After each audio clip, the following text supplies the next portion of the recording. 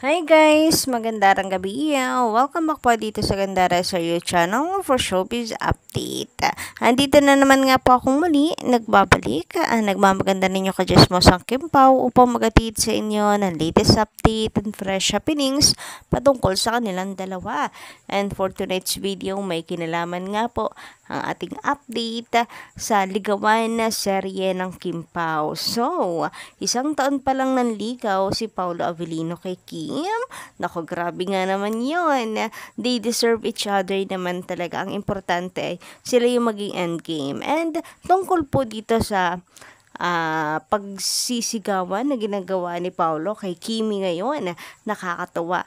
Alam kong ikakikilig po ninyo ang ating update para sa gabing ito. But before that, sa mga hindi pa po nakaka-subscribe dito sa ating channel, pakiclick lang po ng subscribe button at notification bell para mag-updated po kayo at ma-notify sa ating mga balita tungkol sa dalawa. Syempre, basta mga update about Kim and Paolo Avellino, sagot na po natin yan.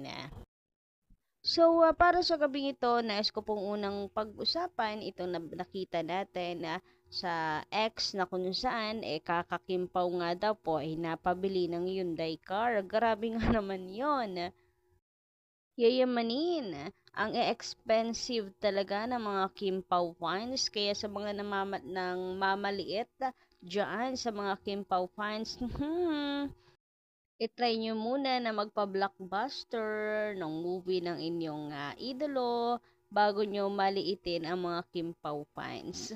Napaka-expensive ng mga yan. Parang si Kim Chu, napaka-expensive talagang tingnan and Papi Paulo, lalo na kapag magkasama silang dalawa.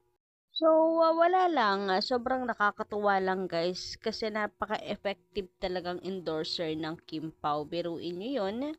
At may napabili po ng Hyundai nang wala sa oras. Nako, grabe nga yun. Thank you so much sa pagsuporta nyo sa Kimpaw.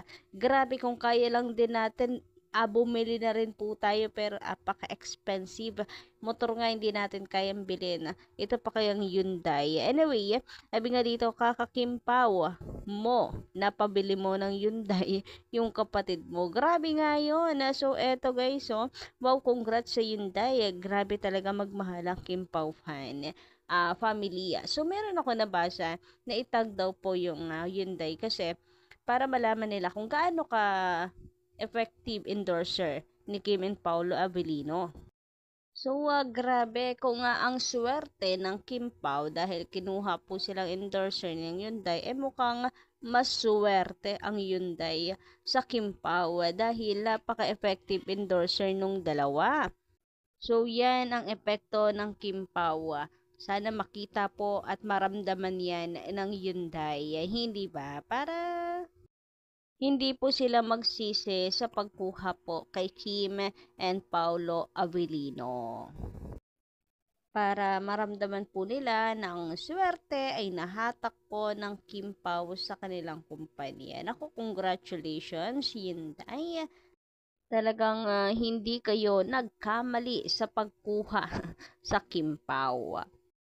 Samantala, dumako naman po tayo ngayon dito po sa reaction ng ating mga Kakimpaw fans, na ating mga komentor, dito po sa pagbabago ni Paulo ng kanyang lifestyle, sa pagbabago niya para sa kanyang sarili, na kung saan binabawasan na yung pag-inom, or should I say, tinigil na ang pag-inom na ichinika po ng kanyang best friend na si Jake Cuenca.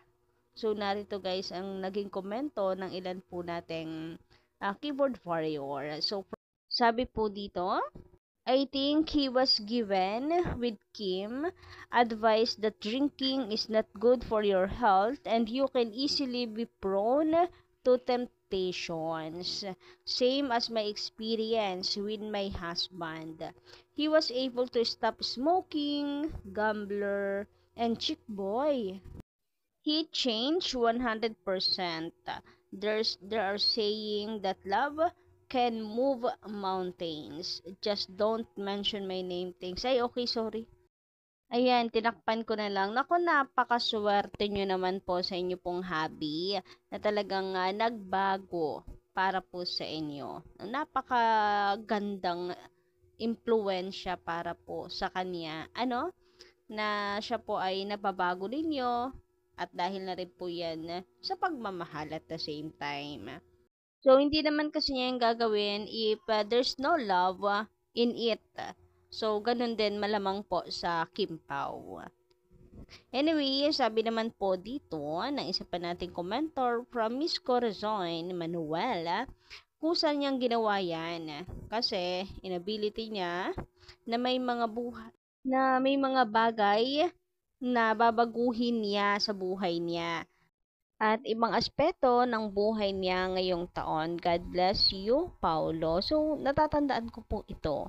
Natatandaan ko yung sinabing ito ni Paulo Avellino na kung saan ang ating nga pong kutob ay gusto nang mag-settle down. Pero isa pala ito sa mga babaguhin niya sa kanyang sarili. Kaya nasabi niya ng taon na ito ay nakalaan talaga para sa kanya. Para sa pagbabago ng pagbabago sa kanya, personal and ilang aspeto ng buhay niya. So ngayon, unti-unti na po nating nakikita at nauunawaan. Sabi naman ni Miss Priscilla Aguilar, salamat at tinigil na ni Paulo ang pag-inom at ng alak. Dahil ang alak ay walang maitutulong sa katawan natin, lalo lang magkakasakit kung patuloy kang uminom. Una ay sa Panginoon, at nawa magkatotoo kayong dalawa ang totoong buhay. Masaya lalo kayong dalawa dahil tinadhana kayong dalawa. I'm happy for you, both of you. Wedding na lang ang kulang. Samantala, ngayon ko lang po nakita ang video nito pero sobrang natutuwa ako dahil kumpirmado na babe po talaga ang tawagan nilang dalawa ni Kim Chu. So, nakakatuwa guys kasi pinagsisigawan na niya si Kim. Babe talaga guys, 101% ang tawagan nila. And hindi po sila magtatawagan ng babe kung wala pong relasyon ang dalawa. Gets? Gets ba ninyo? Walang term of endearment yan ng babe kung wala pong relasyon ang Kim Pao. So, layag. Magsaya mga Kim Pao fans. Magpapiesta na. Confirmed talaga na to. Hello guys! Hello Milo! Hello guys! Grabe nga yun. Ako, hindi lang ako makatili ngayon guys kasi medyo madaling araw na. Alam niyo, natulog na mga kasamahan natin. Pero sobrang happy at kinikilig po ako sobra-sobra dito kasi talagang kumpirmado yung atin pong mga hula. Babe talaga ang tawagan ng dalawa. Anyway, meron pa po tayong nakita na kung saan isang taon di umanong niligawan ni Papi Paulo si Kim Chu. So, basahin nga po natin attach. Sabi dito, wait. Ayon sa source of income Charis, ang scene na ito pala ang first 2 days ng pagiging magjowa nila. So, during What's Wrong with Secretary Kim po ito. So, magjowa na pala sila noon. Grabe ha. Tapos, 1 year nandigaw si Paps kay Mami. Huy! Gusto, ang puso, kalma ka lang. Dahan-dahan lang sa pagtibok. Christmas noon. Christmas, nandoon na si Paps kina Mami. Video was deleted by Ate Heist. Naku, sayang naman, na-delete pala yun. So, doon nag-Christmas si Paulo kina Kim Chu. Anyway, marami nagsasabi na before pa po kasi din lang, break na sila ni Sian Lim. Break na sila ni Sian Lim kaya niya tinanggap ito pong linlang para makapag-focus yung mind niya. Ganoon naman lagi enable para malimutan at di mo maramdaman yung sakit is magpaka-busy ka.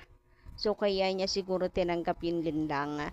Wala na sila ni ni Sian. So wala talagang sabit guys.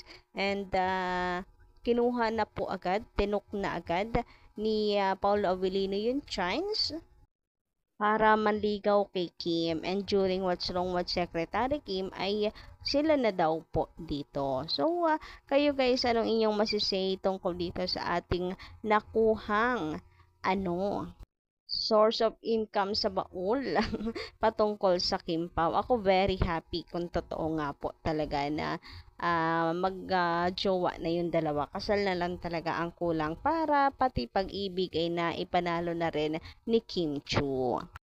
So, yun lang po muna ang ating update. Maraming salamat sa pakikinig. Don't forget to click the subscribe button and notification bell for more updates. Maraming salamat!